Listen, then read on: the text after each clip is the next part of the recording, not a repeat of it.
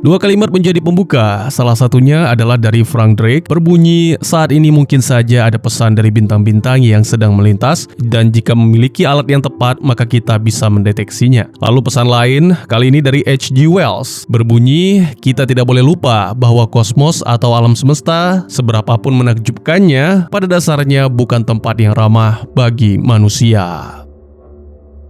Adegan menampilkan dua bersaudara yang bermain bersama. Mereka terlihat begitu akrab dan keduanya memiliki ketertarikan dengan alam semesta serta misteri akan apa yang ada di balik Pluto sana. Sayangnya pada suatu hari tiba-tiba saja Mom? dan ya, apa yang sebenarnya terjadi? Selamat datang dan selamat berjumpa kembali bersama saya Teguh Gusto. Bagaimanapun kabar dan dimanapun berada, saya doakan semoga teman-teman sekeluarga baik-baik saja, sehat-sehat saja, serta dimudahkan rezekinya. Seperti biasa, saya akan bercerita tentang sebuah film tentunya. Kali ini sebuah film tahun 2026 berjudul Sinyal One dengan Jonathan Sobol menjadi sutradara. Film ini dibintangi oleh para aktor yang mungkin sudah tidak asing lagi bagi teman-teman semua. Oleh karena itu tidak usah berlama-lama, segera siapkan kopi dan mari lanjutkan cerita. Ditampilkan di suatu ruangan interogasi, sekelompok agen memulai sesi mereka bersama seorang ilmuwan bernama Dr. Anika. Tanda vital diperiksa, lalu pertanyaan diajukan tentang bagaimana Anika kok bisa masih hidup. Tentu bagi kita pertanyaan ini terdengar aneh. Oleh karena itu, Anika mulai menceritakan kisahnya. Jadi pada masa kecilnya, Anika sangat suka menghabiskan waktu bersama saudarinya Clara. Pada suatu momen, mereka menangkap seekor kunang-kunang dan menempatkannya di dalam wadah tertutup, tapi kemudian membuka wadah tersebut agar serangga itu bisa bernafas. Mendadak Clara menjatuhkan wadah itu dan ambruk, membuat Anika menjerit memanggil sang ibu. Clara pun segera dilarikan ke rumah sakit dan Anika terus menjaganya sampai akhirnya menyaksikan kematian Clara sambil menggenggam erat tangannya. Adegan berpindah menampilkan bertahun-tahun kemudian, di mana Anika menghadiri sebuah seminar dari miliarder bernama Sam Houston. Dalam seminar tersebut, Sam menyatakan keyakinannya akan makhluk cerdas selain manusia di alam semesta. Meski banyak yang menganggapnya sebagai visioner teknologi, tapi Sam menolak. Menurut Sam, visioner yang sebenarnya adalah Anika, lalu menunjuk wanita itu di tempat duduk. Ya, menurut Sam, Anika adalah seorang visioner karena berhasil memotret dark matter. Anika Kask, would you please raise your hand? Setelah acara berakhir, Sam mendekati Anika dan mengaku sebagai penggemar berat. Selain itu, Sam juga mengakui bahwa kedatangannya ke acara itu bukan hanya untuk memberikan presentasi, tapi juga menawarkan suatu pekerjaan kepada Anika. Tak lama kemudian, keduanya terlihat di sebuah bar dan membahas pekerjaan Anika. Wanita itu menjelaskan bagaimana ia menumpuk 233 set data untuk menemukan keteraturan di tengah kekacauan. Ketika Sam bertanya mengapa melakukan semua itu, Anika menjawab bahwa ia ingin mengetahui apa yang ada di luar sana. Tanpa ragu, Sam menawarkan Anika kontrak 1 tahun untuk bekerja di sebuah lab kecil di pulau terpencil di Karibia, tetapi menolak menjelaskan lebih jauh karena semuanya bersifat rahasia. Ucapan Sam yang samar membuat Anika curiga, sehingga menduga bahwa miliarder itu sedang memburu alien, tetapi Sam mengatakan bahwa ia sebenarnya sedang mengumpulkan mereka, dan jawaban itulah yang membuat Anika menerima pekerjaan tersebut. Beberapa hari kemudian, Anika dibawa ke pulau yang dimaksud. Di kapal, ia bertemu dengan seorang fisikawan, Charlie Kaminsky. Diketahui bahwa Charlie juga menjabat sebagai direktur di Gateway Labs dan dipekerjakan oleh Sam untuk memeriksa teknologi yang ada di pulau. Tak lama kemudian, mereka pun tiba di pulau yang dimaksud dan segera menyadari bahwa jumlah staf di lab itu hanya sekitar 10 orang karena proyek itu sengaja dibuat agar terkesan kecil. Shit, okay. Yeah, Super Friends Unite. I like it. Anika menjelajahi fasilitas itu dan mengamati struktur aneh sebelum masuk ke bangunan. Di lantai atas, ia menemukan Dr. Perry Glessner yang sedang menerima suntikan imun booster oleh seorang dokter. Anika memperkenalkan diri dan mengulurkan tangan, namun Perry mengabaikan dan berkata ketus. Ia bahkan menuduh Anika didatangkan untuk memata-matai pekerjaannya. Tak lama kemudian Charlie datang dan mencoba memperkenalkan diri juga, dan responnya juga sama, sangat tidak ramah. Perry kemudian mengajak keduanya berkeliling, mengingatkan bahwa seluruh komunikasi mereka diawasi sesuai dengan perjanjian kerahasiaan yang telah mereka tanda tangani. Lanjut, di dalam lab, Charlie terpukau melihat suatu perangkat di sana sehingga Perry menegaskan agar tidak menyentuh apapun. Does it work? No, yes, and get the fuck away from it. Setelah itu, Perry mulai menjelaskan tentang evolusi dan bagaimana apex predator cenderung menghancurkan diri sendiri. Kini, umat manusia sedang mencari dunia lain yang penuh dengan sumber daya, namun karena alien memang ada di luar sana, manusia juga memiliki pesaing dengan teknologi yang jauh lebih maju. Pencarian kecerdasan luar bumi selama ini berfokus pada gelombang radio, tetapi metode itu hanya mencakup 1/10 juta bagian langit dan menggunakan teknologi yang sudah tua. Perry meyakini bahwa alien tidak akan menggunakan radio untuk berkomunikasi. Sebagai gantinya, ia memiliki sebuah komunikator FTL. Alat itu mengambil 2 foton dan memasangkannya. 1 foton disimpan di bumi, sementara foton lainnya dikirim hingga bertahun-tahun cahaya jauhnya. Sebagai informasi, sederhananya, jika cahaya itu dianggap seperti aliran, maka foton adalah butiran atau paket energi kecil yang membentuk cahaya tersebut. Jadi konteksnya adalah, mesin komunikasi yang dijelaskan Perry menggunakan 2 foton yang dipasangkan. Maksudnya mirip konsep ketertarikan kuantum. 2 partikel dibuat saling terhubung, lalu 1 disimpan di bumi, dan 1 lagi dikirim sangat jauh. Lanjut, Charlie mengatakan bahwa hal itu melanggar hukum fisika. Tetapi Perry menjelaskan bahwa alat itu hanya membengkokkan hukum yang selama ini dikenal manusia. Annika juga bersikeras bahwa hal itu mustahil. Tapi Perry bersumpah bahwa itulah yang dilakukan mesinnya, dan ia telah membangunnya sejak 6 tahun lalu di ruang bawah tanah rumahnya. Ia meminta mereka menyempurnakan mesin itu, lalu pergi meninggalkan lab. Annika dan Charlie memperhatikan data acak yang dihasilkan mesin tersebut. Annika menyadari bahwa mereka harus menemukan keteraturan di dalam kekacauan, sama seperti yang pernah ia lakukan dalam proyeknya sendiri. Ia kemudian menerapkan algoritmanya pada mesin itu, dan sedikit demi sedikit data mulai tersusun hingga mereka memastikan bahwa sinyal tersebut benar-benar nyata dan dikirim oleh alien. What is this? I can't believe They're talking. Keduanya bergegas berbicara dengan Perry yang ternyata sudah mengetahui bahwa mereka memiliki sinyal dan hanya membutuhkan perhitungan Annika untuk memastikan. Instalasi berbentuk piramida yang dilihat Annika sebelumnya ternyata adalah mesin lain yang disebut mulut kecil atau Little Mouth. Sayangnya, mesin itu belum berhasil mereplikasi pola kuantum yang dibutuhkan, sehingga belum bisa berkomunikasi dengan para alien. Charlie pernah melakukan proses peniruan pola itu di labnya sendiri. Itu berarti sama seperti Annika, Charlie juga dibawa ke pulau itu untuk menerapkan hasil eksperimennya pada mesin Perry. Adegan kemudian berpindah, menampilkan beberapa waktu kemudian, terlihat Perry sedang menemui putrinya Lucy yang sedang mengamati semut di pohon. Perry menjelaskan bahwa manusia pernah mempelajari perilaku semut untuk menyelesaikan masalah lalu lintas. Ia juga bertanya tentang sekolah Lucy, tapi gadis itu enggan untuk menjawab. Good. Right. Di lab, Annika kembali memeriksa sinyal itu untuk memastikan semuanya benar. Saat itulah ia mulai teringat pada Clara. Dulu ketika berkemah, mereka sempat mendengar suara mencurigakan. Clara tidak percaya pada monster dan ingin keluar dari tenda, tapi Annika menghentikan karena tidak ingin kehilangan saudarinya. Malamnya, Charlie ingin menyalakan pemancar, namun Annika merasa hal itu belum cukup aman untuk dilakukan. Annika bertanya-tanya sejauh apa kecerdasan para alien itu, sehingga Charlie mulai menceritakan pengalamannya. Ia pernah mengerjakan mata bionik yang dapat mengirim sinyal ke otak. Teknologi itu membantu orang buta untuk bisa melihat selama bertahun-tahun. Mata bionik itu terus diperbarui, bahkan versi kelimanya nanti akan mampu memberikan penglihatan yang lebih baik daripada mata manusia normal. Charlie percaya bahwa manusia pada akhirnya akan diperbaiki setiap bagian tubuhnya satu persatu. Setelah itu manusia mungkin akan menemukan cara untuk memindahkan pikiran mereka ke dalam wadah yang lebih kuat seperti chip. Menurut Charlie, itulah puncak dari evolusi Homo sapiens. Namun Annika kurang setuju dengan gagasan itu. Menurutnya, puncak evolusi tersebut akan membuat manusia tidak bisa merasakan sakit, sementara merasakan sakit juga bagian dari kehidupan manusia. Charlie tidak membantah karena beberapa pasien juga memutuskan untuk melepas bola mata bionik dengan alasan kurang manusiawi.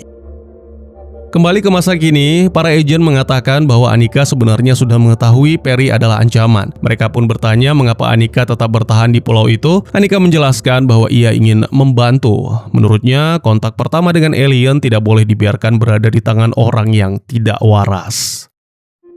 Kisah Anika kemudian berlanjut pada Perry yang kembali menjenguk Lucy. Perry hanya melihat hasil tes Lucy, ia bahkan tidak berbicara dengan putrinya sebelum pergi. Setelah itu ditampilkan Anika berbicara dengan Jenny, dokter sekaligus pengasuh Lucy. Dari perbincangan mereka diketahui bahwa Jenny sudah 3 tahun tidak meninggalkan pulau dan keadaan itu mulai membuatnya sangat tertekan. Jenny menjelaskan bahwa 4 tahun lalu Perry kehilangan istri dan putranya dalam suatu insiden kebakaran. Perry tidak pernah bisa menerima tragedi itu, jadi saat kebakaran ia sedang berada di lab yang terpisah dari rumah utama. Ia sedang dalam efek obat dan baru mengetahui kebakaran itu saat polisi membangunkan. Lucy selamat karena saat itu sedang menginap di rumah temannya. Adegan berpindah menampilkan makan malam yang mana Sam juga hadir di sana. Pria itu menunjukkan suatu trik sulap kepada Lucy. Entah mengapa hal itu membuat Perry tidak senang sehingga menyuruh Lucy tidur. Wait, Lucy, how'd you do that? Wait. Go to bed. You've got school in the morning, go to bed. Thank you.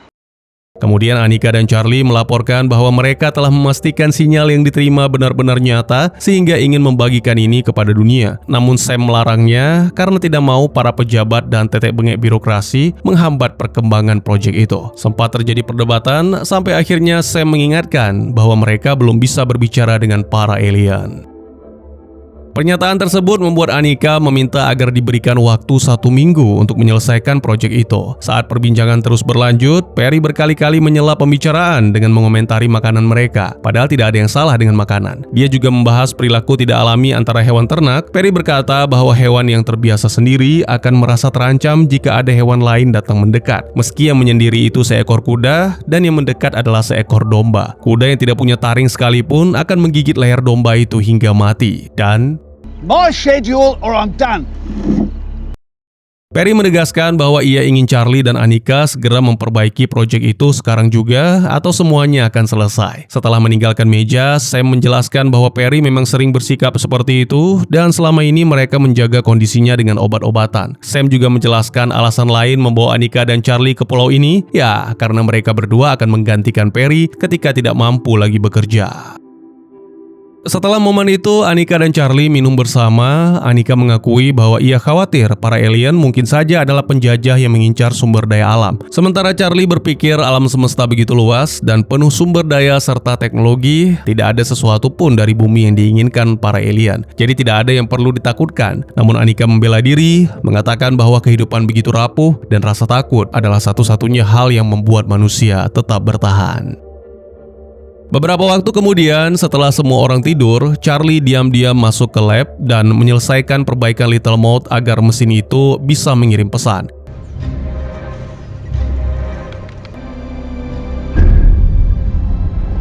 Siapa sangka, ternyata upaya tersebut berhasil dan segera Charlie melaporkan kepada Perry yang langsung memprogram pesan. Ketika Perry memanggil Anika untuk mengawasi data, Anika merasa keberatan. Sayangnya keberatan itu diabaikan. Perry telah memilih urutan yang paling sering muncul dari sinyal alien dan akan mengirimkan kembali. Meski tidak tahu apa arti urutan itu, ia akan menggunakan kecepatan cahaya sebagai satuan ukur dan mengulang kode tersebut 10 kali dalam jeda yang berbeda. Dengan begitu, para alien mungkin bisa memahami bahwa manusia adalah makhluk cerdas yang memiliki logika. Selama perdebatan terjadi, Anika secara diam-diam mengirim pesan kepada Sam agar menghentikan semua ini. Namun Sam hanya menjawab bahwa ia berharap bisa ada di sana. Perry menebak apa yang sedang dilakukan Anika dan menjelaskan bahwa sekalipun Sam ingin, Sam tidak bisa berbuat apa-apa karena tidak ada tombol pemutus darurat. Charlie mendukung Perry dan mengatakan bahwa mereka seharusnya memiliki kutipan yang kuat untuk dikirimkan, namun Perry tidak mengharapkan balasan apapun. Jadi menurutnya isi pesan tidaklah penting. Lantas kalau tidak penting, buat apa membangun semua ini? Perry menjelaskan bahwa mesin itu justru dibuat untuk membuktikan. Setelah beberapa persiapan, mesin itu mulai menyala dan pesan pun dikirim. Mereka menunggu selama beberapa menit, tapi sayangnya tidak terjadi apa-apa. Anika menghubungi Sam untuk memberi laporan terbaru dan mengatakan bahwa ia akan pergi dari pulau itu. Namun panggilan tersebut putus ketika ponselnya kehilangan sinyal.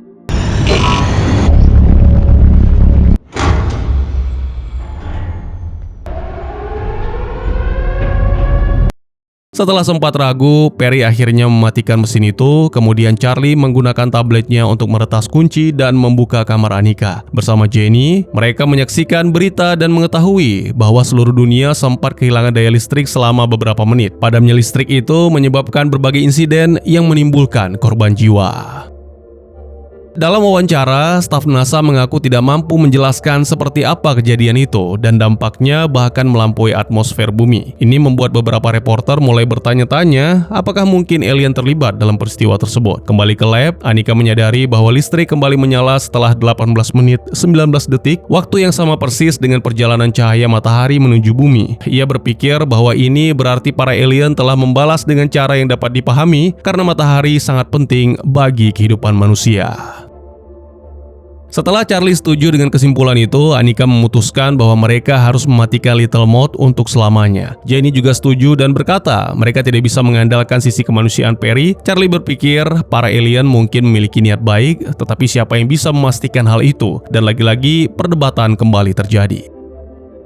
Sementara itu, Perry mengawasi kamera dan melihat Lucy bergegas keluar. Karena itu, ia menekan sebuah tombol pada mesin. Ketika mencoba mematikan Little Mouth, Annika menyadari bahwa Perry sudah lebih dulu melakukan. Di luar, semua serangga berjatuhan dan mati di sekitar Little Mouth sehingga membentuk lingkaran sempurna. Lucy juga ada di sekitar itu, sedang bermain layang-layang dan tiba-tiba saja.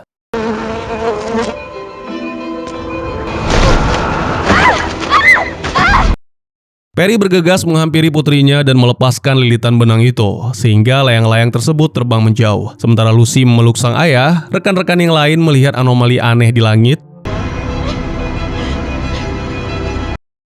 Di kota, Badan Keamanan Nasional atau NSA mendatangi Sam untuk menanyakan mengapa operasi miliknya tidak pernah kehilangan daya. Mereka juga memiliki rekaman anomali langit tersebut, tetapi belum bisa mempelajari karena seluruh satelit lumpuh. Anomali tersebut tampaknya terus membesar. Dalam 2 hari diperkirakan akan terus membesar seperti pulau dan dalam 1 minggu seluruh dunia akan panik. Namun, saya mengatakan kepada para agen bahwa satu-satunya hal yang ada di pulau itu hanyalah sebuah observatorium matahari. Ia tetap menyembunyikan kebenaran tentang apa yang sebenarnya terjadi. Ketika Sam mencoba pergi, para agen mengatakan bahwa ia membutuhkan pengawalan militer. Namun Sam menegaskan mereka tidak bisa melakukan apapun jika tidak memiliki tuduhan resmi. Di pulau, para staf yang ketakutan mulai mengemasi barang-barang mereka dan pergi, sementara Charlie memperhatikan lingkaran serangga mati dan mencoba mendekati mesin. Namun, Annika mendorongnya mundur dan memarahi. Charlie kemudian menunjukkan hasil tes yang memperlihatkan bahwa Little Mouth dikelilingi oleh kolom udara dan ruang hampa. What the hell, Charlie? Annika menjelaskan bahwa ucapan pada dasarnya hanyalah udara yang diberi makna. Karena itu, mungkin saja area udara tersebut sebenarnya adalah data. Mereka berdua lalu mengumpulkan kayu untuk menyalakan api di dekat Little Mouth. Ruang hampa itu langsung menyedot asapnya, lalu asap tersebut membentuk pola-pola di sekitar mesin. Oh shit, okay.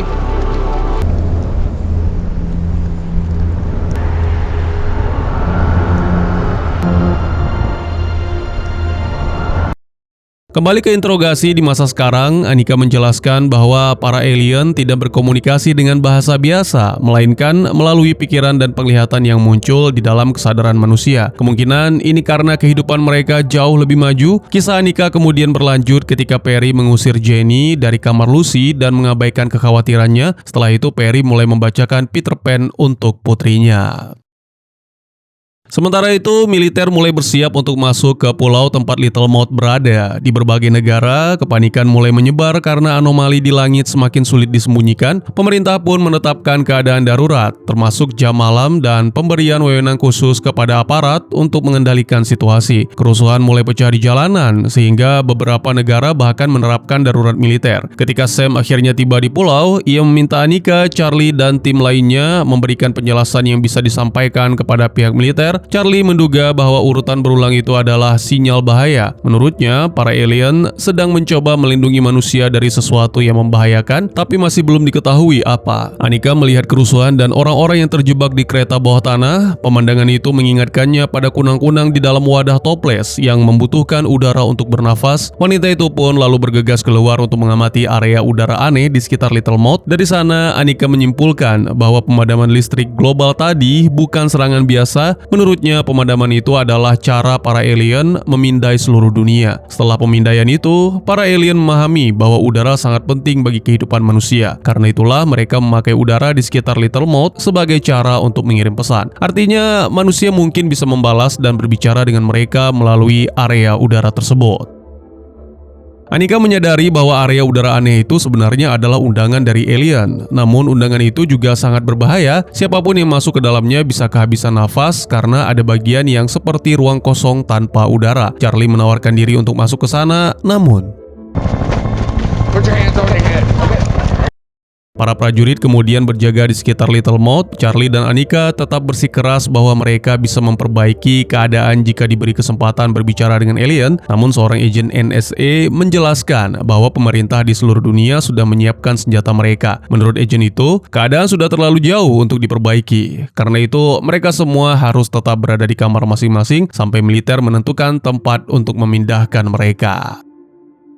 Setelah itu, Anika dan Charlie membahas situasi tersebut melalui alat komunikasi. Anika merasa sangat takut dan ragu untuk bertindak. Charlie mengingatkannya bahwa ia tidak boleh membiarkan rasa takut mengambil keputusan. Ia juga mengingatkan bahwa Anika menjadi ilmuwan karena ingin membantu orang lain. Ucapan itu membuat Anika teringat pada Clara, lalu ia mulai menangis. Dulu Anika tidak bisa menyelamatkan Clara, namun kini ia sadar bahwa masih ada sesuatu yang bisa dilakukan. Anika kemudian berbohong kepada agen NSA. Ia mengatakan bahwa Perry masih menyalakan sinyal dari Little Mouth. Anika juga mengatakan bahwa sinyal itu membuat anomali di langit semakin membesar. Agen itu percaya pada ucapan Anika. Ia ingin mengirim seorang prajurit untuk mematikan mesin tersebut. Namun Anika mengatakan bahwa hanya ilmuwan yang bisa memahami kendali Little Mouth. Agen itu akhirnya setuju memberi Anika waktu 5 menit bersama Little Mouth. Tak lama kemudian, di luar, Anika menggunakan laptop dan berpura-pura sedang mengakses Little Mouth. Pada saat yang sama, Charlie memukul-mukul pintu kaca kamarnya serta berteriak dengan tujuan mengalihkan para penjaga. Anika langsung memanfaatkan kesempatan itu untuk berlari menuju Little Mouth. Namun,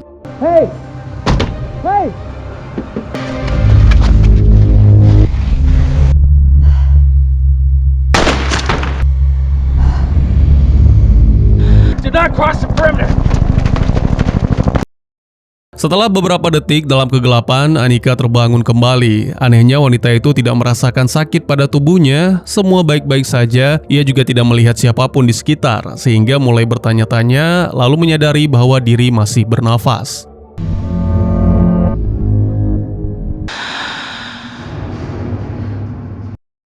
Para alien kemudian membuktikan bahwa mereka sudah berada di dalam pikirannya. Mereka membuat Anika melihat wujud Clara. Dengan menggunakan suara Clara, para alien menjelaskan bahwa mereka bukan makhluk biologis dan bukan pula mesin. Mereka adalah bagian dari hukum fisika itu sendiri. Mereka tidak menciptakan dan menghancurkan. Para alien hanya belajar, memahami, dan menyusun ulang segala sesuatu. Teori Charlie ternyata benar. Pesan yang mereka terima sejak awal adalah sinyal bahaya. Karena itulah para alien datang ke bumi untuk melindungi umat manusia dari ancaman tingkat alam semesta.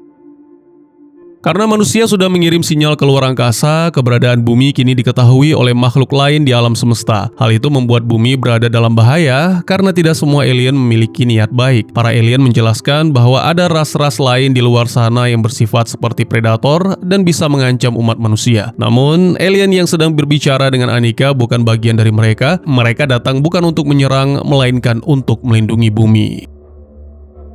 Saat Anika berada di dalam zona udara di sekitar Little Mouth, ia melihat berbagai gambaran tentang alam semesta. Melalui penglihatan itu, para alien menjelaskan bahwa suatu hari nanti manusia juga bisa berkembang menjadi seperti mereka. Sementara di luar zona tersebut, agen NSA menghentikan para prajurit agar tidak ikut masuk karena mereka belum memahami apa yang sedang terjadi. Lalu dalam penglihatan Anika, sosok Clara muncul dan memberikan sebuah toples kepadanya. Anika membuka toples itu, lalu kunang-kunang terbang keluar dari dalamnya.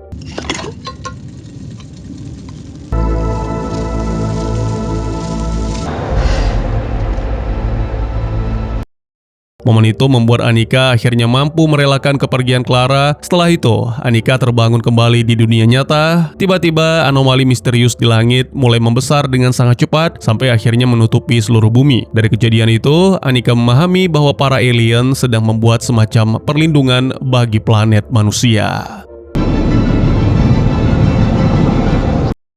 Film pun ditutup dengan menampilkan pada masa sekarang, Annika menjelaskan kepada para agen bahwa manusia kini aman dari ancaman yang datang dari luar angkasa. Namun ia juga menegaskan bahwa manusia belum tentu aman dari diri mereka sendiri. Artinya, meskipun bumi sudah dilindungi dari bahaya luar, konflik, ketakutan, dan keserakahan manusia masih bisa menghancurkan mereka. Ketika para agen bertanya apakah alien itu akan kembali, Annika menjawab bahwa mereka tidak pernah pergi. Maksudnya, para alien tetap berada di sekitar bumi dan terus menjaga manusia, meskipun manusia tidak bisa melihat mereka secara langsung. Dan tamat. Masalah terbesarnya adalah keputusan manusia untuk membuka komunikasi dengan sesuatu yang belum mereka pahami. Melalui Little Mouth, manusia akhirnya berhasil menangkap dan membalas sinyal dari luar angkasa. Namun tindakan itu membuat keberadaan bumi diketahui oleh makhluk lain di alam semesta. Inilah yang membuat situasi menjadi berbahaya karena tidak semua ras alien memiliki niat baik. Seperti yang ditekankan dalam pembicaraan, menerima pesan dari luar angkasa adalah satu hal, tapi mengumumkan keberadaan bumi adalah hal yang jauh lebih besar dan berisiko. Saat Annika masuk ke area udara aneh di sekitar Little Mouth, ia akhirnya memahami bahwa alien yang menjawab sinyal itu bukan ancaman. Mereka bukan makhluk biologis, tapi makhluk yang lebih tinggi, seperti bagian dari hukum fisika itu sendiri. Mereka belajar, memahami, dan memperbaiki. Dalam hal ini, dari apa yang ditunjukkan kepada Annika, terungkap bahwa sinyal yang diterima manusia sebenarnya adalah sinyal bahaya. Jadi para alien datang ke bumi untuk memperingatkan sekaligus melindungi manusia dari ras lain yang jahat. Nah, bentuk perlindungannya ya anomali yang muncul di langit, yang mana diciptakan oleh alien untuk menyelimuti planet bumi. Setelah secara tidak sengaja mengungkap keberadaan, bumi menjadi sasaran yang mungkin akan ditemukan oleh makhluk lain. Oleh karena itu, alien baik membuat semacam perisai agar manusia aman dari ancaman luar angkasa. Jadi, film ini bukan tentang invasi, tapi tentang alien yang mencoba menjaga manusia dari bahaya yang lebih besar. Namun bumi tidak serta-merta menjadi aman, seperti apa yang dikatakan oleh Perry bahwa apex predator cenderung menghancurkan diri sendiri, atau mungkin maksudnya adalah saling menghancurkan. Secara ekologis, dalam sebagian besar ekosistem modern, manusia juga dikategorikan sebagai apex predator. Annika mengatakan bahwa manusia sekarang aman dari ancaman alam semesta, tapi manusia masih bisa menghancurkan dirinya sendiri melalui ketakutan, ambisi, kekerasan, dan keputusan yang ceroboh. Hal ini terlihat dari cara para pemerintah dunia yang langsung menyiapkan senjata, sementara para ilmuwan dan pihak militer saling berebut kendali atas situasi. Dengan kata lain, musuh terbesar manusia bukan hanya alien predator di luar sana, tetapi juga sifat manusia sendiri. Ending film juga menyelesaikan trauma pribadi Annika terhadap kematian Clara. Sejak kecil, Annika dihantui rasa kehilangan karena ia tidak bisa merelakan saudarinya. Ketika bayangan Clara muncul dan memberikan toples berisi kunang-kunang, itu menjadi simbol bahwa Annika harus merelakan kehilangannya. Dengan membuka toples dan membiarkan kunang-kunang terbang, Annika menerima bahwa tidak semua hal bisa dikendalikan. Namun, berbeda dari masa lalunya, kali ini Annika memilih bertindak dan berhasil membantu menyelamatkan manusia. Jawaban Annika di akhir bahwa alien itu tidak pernah pergi, berarti para alien pelindung tersebut masih berada di sekitar bumi. Mereka tidak pergi setelah menciptakan anomali, melainkan tetap menjaga manusia dari ancaman kosmik yang lebih besar. Namun keberadaan mereka juga menjadi pengingat bahwa manusia kini tidak lagi sendirian di alam semesta. Pintu komunikasi sudah terbuka, dan setelah pintu itu terbuka, manusia tidak bisa kembali ke keadaan sebelumnya. Karena itu, ending film ini terasa kuat, bertanya apakah manusia sudah siap untuk menerima bahwa mereka tidak sendiri di alam semesta? Bagaimana menurut kalian? Buat yang bingung, tidak perlu pusing karena film ini memang tujuannya bikin kita mikir. Jadi, jika kalian punya interpretasi sendiri, monggo silahkan berbagi. Mungkin segitu saja teman-teman. Terima kasih buat yang sudah menyaksikan. Silahkan memberikan komentar, bertanya, ataupun merequest kira-kira film apa yang menarik untuk dibahas. Bisa lewat kolom komentar, atau buat yang malu-malu bisa via DM ke Instagram saya di @teguhgusto. Insya Allah pasti akan dibaca. Mari kita jadikan kolom komentar sebagai sarana penambah wawasan dan menciptakan jalinan persaudaraan, bukan malah menjadikannya sebagai tempat pembulian, sehingga menciptakan permusuhan. Jangan lupa untuk dukung terus channel ini dengan cara share, like, dan subscribe, karena dukungan dari kalian sangat berharga bagi saya demi perkembangan channel ini. Saya Gusto, sampai jumpa di video selanjutnya. Tetap semangat, tetap bersyukur setiap hari. Dadah!